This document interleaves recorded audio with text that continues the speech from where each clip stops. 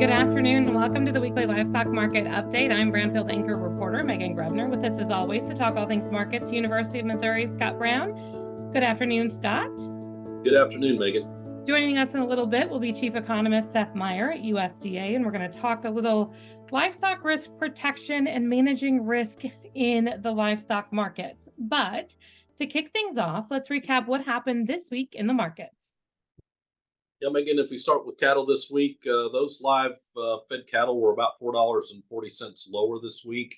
Feeder cattle markets were also lower this week, generally 1 to 3 lower, but we saw a little more weakness later in the week in some of those feeder cattle auctions as well.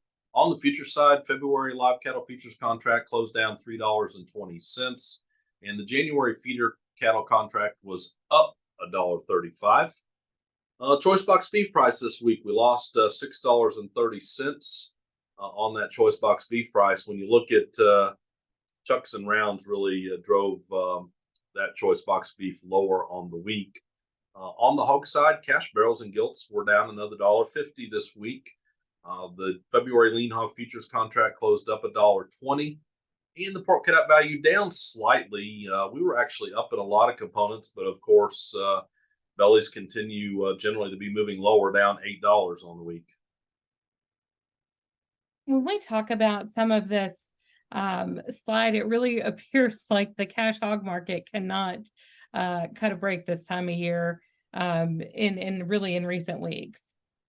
So bigger runs of hogs, and maybe we continue to see some demand concerns in these, and both demand concerns in both cattle and hogs for that matter. Weights have been interesting to watch. While we're up significantly on the year, we are almost a pound higher again this week, and I would assume that that's also contributing to that increased production and efficiency for producers. It doesn't take much to get too much supply relative to demand, and again, it's not surprising seasonally where we're at in these markets. But hopefully, as we get into 2024, we can have some more positive news to talk about. Weekly slaughter numbers, as we take a look at those, let's talk cattle and hogs both. Yeah, so USDA is estimating for the week ending December 9th, the run of 635,000 head of cattle. That's basically unchanged relative to what we ran last week, but 13,000 head less than we ran a year ago. Another fairly large hog run this week, 2.687 million head of hogs. That's down 8,000 head from the big run of last week, but 108,000 head more than we ran a year ago. We don't have a lot of weeks left to take a look at those comparisons year over year. But as we're winding down 2023, let's talk year-to-date cattle and hog slaughter comparisons. Yeah, so we slaughtered 30.4 million head of cattle, down 4.7% relative to 2022, and 120 million head of hogs year to date. That's 1.6% above 2022. Monthly trade data out this week, Scott, as we take a look at those numbers, and specifically, it is definitely a different tale for the proteins as we look at those October figures. Yeah, so certainly higher beef prices have continued, I think, to weigh on beef exports out of the United States. The October data came in at 242 million pounds of beef exports outside the United States. That's down 20.5% from where we ran October of 2022. When you look at the countries, South Korea down, Japan down, China, Hong Kong, Taiwan down. Only really the combination of Mexico and Canada that were basically unchanged, just down slightly, is the highlights in that monthly trade data. And when you look year to date, we've lost about 500 million pounds of beef exports out of the United States in 2023 relative to 2022. And as you're suggesting, the other side of the spectrum on the pork side, 572 million pounds of pork was exported out of the United States in October. That's up 5.7% relative to last year. A little mix here of China, Hong Kong, Taiwan still down relative to a year ago levels. Mexico, Canada strong. But then there's these, as we've talked about in the past, this kind of all other countries category. That continues to be important. Newer markets, they tend to be smaller markets, but have been growing for pork exports. And year to date, we're up 360 million pounds in terms of pork exports out of the United States. Thank goodness we're getting some growth there. I will say part of that, I think, is also associated with what's been lower pork prices, making it more competitive on world markets. I think also the interesting beef exports are down significantly, obviously, year over year, but they're not necessarily down significantly compared to previous years, though, right? That's true. So when you look at October relative to where we were uh, Octobers of 2015 through 2019, we're really unchanged for where we sit in the Octobers and year to date numbers over that same period of 2015 to 2019. We're actually up 100 or so million pounds. So it's really a coming off of what was some really strong growth for a period of time. And I should add to this discussion now that imports have been growing. It's another month of 40. So we gained 45.5 million pounds of beef imports October of this year relative to a year ago, 17% higher. I'm not surprised for that to continue as we look ahead. Supply and demand numbers out this month as we take a look at those figures. What are you watching and what are you taking away from those USDA numbers earlier today? Yeah, so for me, I kind of wrap it up here in three areas of change. So USDA's December WASDE relative to November increased 2024 beef production 180 million pounds. Not surprising that we see them going up, I don't think. That's still 2024 beef production would still be 3.5% below the 2023 production estimate at this point in time. But just increasing those estimates over the last few months, just given, I think, what's been happening on the placement side of the equation. Pork exports lost 100 million pounds from November to December's report. So more production of beef, little less exports of pork, gives us a few more pounds of domestic availability. On the price side, the big change, not surprising, is some lower fed steer prices. USDA lowered their 2024 estimate by $7 from November to December. That's still going to suggest a price higher in 2024 on an annual basis than the annual 2023 estimate. And we're going to talk livestock risk protection in just a second. Before we do that, let's go ahead and talk jobs as we take a look at that jobs figure for November. Yes, we got, I think, generally on the demand side, some good stories to talk about this week, Megan. We added 199,000 jobs in November. Unemployment rate fell to 3.7%. Generally, those numbers were better than pre-report estimates. Of course, we have this continued tug and pull of what's that mean about inflation, but generally, a strong jobs report ought to help us on the meat demand side. And not just a strong jobs report, consumer sentiment went up for December. Yeah, that's the one that certainly has made a change from November to December.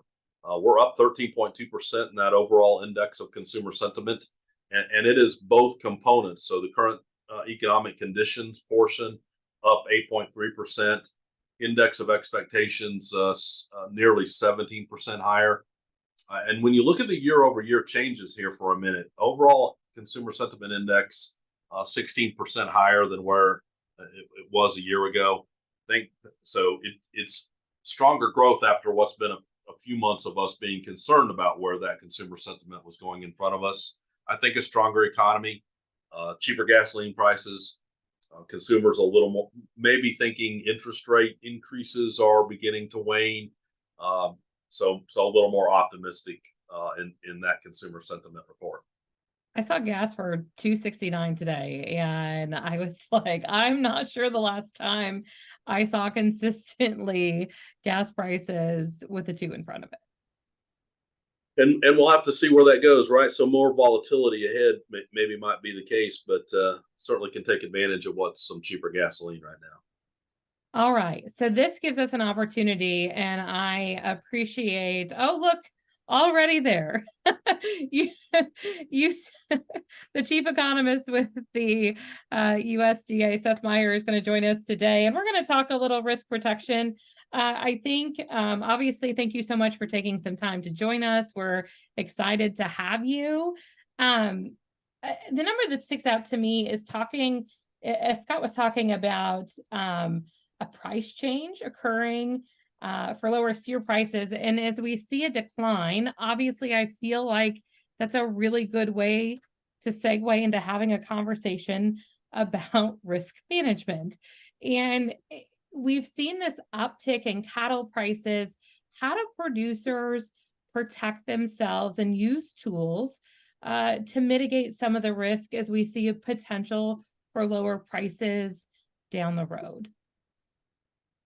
Yeah, so just to be clear, also as chief economist, one of my side job is to be the chair of the Federal Crop Insurance Corporation Board of Directors. So that's the board which includes folks who farm and sell crop insurance, and folks who sell crop insurance, and a couple of us at USDA. So so when I think about this, we look into the market, and Scott told you a lot about kind of, we had a price run up in cattle, and now we're seeing, we were talking earlier about some softening prices, some big moves on the week, looking forward to the January cattle report. And so we're seeing some volatility in cattle prices and in feeder cattle as well, too. So when you look at the livestock risk protection products offered by crop insurance, it's meant to sit out there, and it's in truth a price protection product for livestock producers. It sits out there, and it's against a chosen amount of coverage. So how much do you want to cover? And it sits out there as almost all price protection because there isn't a yield component to it. So, when you're sitting out there in your environment of pretty volatile prices, it looks pretty appealing, given it's about a 38% subsidized product in federal crop insurance. It's been under some scrutiny in the last couple of weeks, well, to be honest. So if we're going to talk about it, and it specifically has come under scrutiny from some in the cattle industry, what do producers need to know about the program and its ability to be a tool to mitigate some risk? Yeah, and so we're always scrutinizing it as well, too. We're always looking at this. So I think that, I've got responsibilities as, on the board. We've got responsibilities for a lot of different aspects, taxpayers, producers, making sure that it's actuarially sound. When you ask me a question about producers, the chatter I hear doesn't change the fundamental value of this product as a risk protection tool for your average, let's say, Missouri cow-calf producer. It doesn't change this as a tool for that. So it's a tool in which the crop insurance provides them to manage risk. All the chatter they're hearing doesn't change that dynamic. How do you, and Scott, maybe this is as you have these conversations too, you're with producers. When you hear some of this, do you get concerned that we're going to lose an opportunity to protect from some of that downside risk, or a tool like that to lose its ability to help producers, especially when we're looking at a cattle herd that's probably not going to grow in the next year or two? So for sure, I keep saying it's important to understand the ability to reduce risk. For me, LRP is so easy for a lot of our producers to try to use. There's no margin calls. You know what the premium is in advance. There are so many of the positives that make it in many ways, a very simple program for them to think through. And so some of the chatter that seems to be suggesting there are issues. I heard yet again the story of, well, I'm going to take LRP out and I'm also going to hedge those cattle. That's like double insurance, by the way. Insuring once might be a good decision. Insuring twice, I I guess you expect a catastrophe under that scenario, so you want to insure them twice. I'm not sure that all of the chatter is based in facts yet. To the point that we need to be watching these markets, absolutely. I'll come back and say, I think we were all surprised with how quickly cattle prices ran up. And if you compared the run up this year relative to other years where we started the run up in cattle prices, this year was phenomenal. And so sometimes after the fact, I say it's maybe it was a correction that was needing to happen. I still think 2024 could be positive, but if you ask me to analyze the markets, I might still say more downside risk than upside potential. Can't I sleep better at night by paying, frankly, a relatively inexpensive, given the subsidy available on LRP, to sleep better at night, and financially stay in business long term? I mean, that's what we want to do, is help our producers weather through what I expect to continue to be very volatile markets. And I think this is a tool that helps us. I think, go ahead, Seth. Yeah, no, I think you're absolutely right, Scott. We can talk about, we could get into all the details of the chatter and what theoretically could happen. Except I don't think any of that applies to a cow-calf producer who wants to put some risk protection on in a volatile environment, right? It doesn't mean I'm not concerned about issues for taxpayers. It doesn't mean I'm not concerned about further investigating these things as being a board member. It just means, hey, if you're trying to make a decision as a cow-calf producer, this chatter shouldn't be what's making you change your mind. And you're right, in the environment we're at, you get a little bit of a subsidy to get some risk protection in a volatile environment. It's an option. And for those, I think, that are looking at futures markets saying LRPs caused all this futures market declines in feeder and fed cattle prices, there's no smoking gun left there. There's reasons to continue to look at the futures markets, but I don't think you can pin all of that downside that's happened the last several weeks on LRP. I don't believe there's enough information that can lead you to that conclusion yet. We should keep watching. I'll just come back to say, again, cow-calf producers, for example, should not be worried about what's happening in futures markets. If they want to produce risk, want to protect risk, the LRP is one way for them to do it. I think it's interesting. I was with the hog sector earlier today or earlier this week, and an economist specifically was talking about how his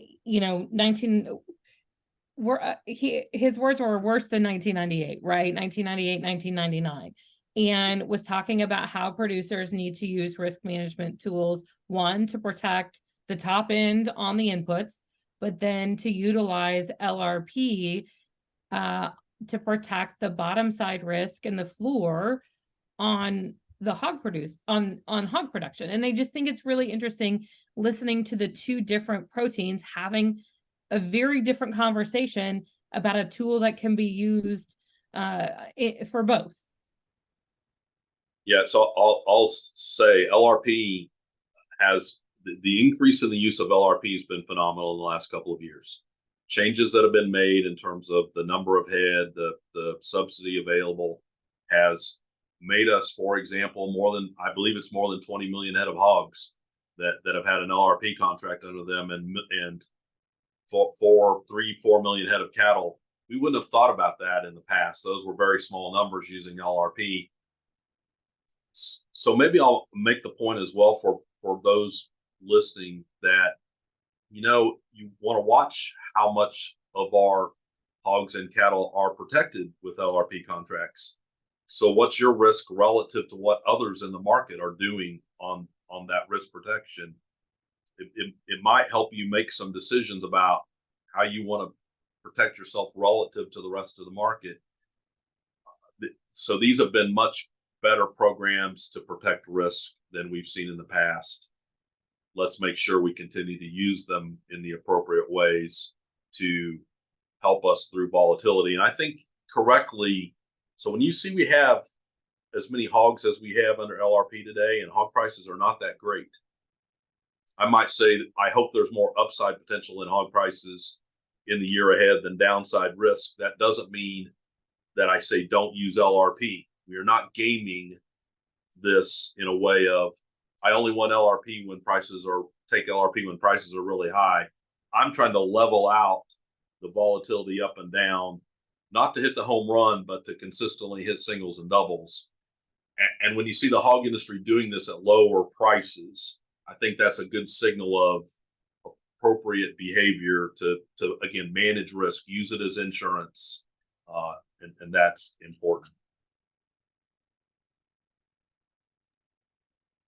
No, it's a good. You don't just take insurance when you think it's going to pay off. You take insurance because you think you're worried it'll eventually need to pay off, right? And I think when we're in a volatile price environment like we are for cattle, and even when you're not, right? If you could see things coming, you wouldn't need insurance, but you can't see everything that's coming.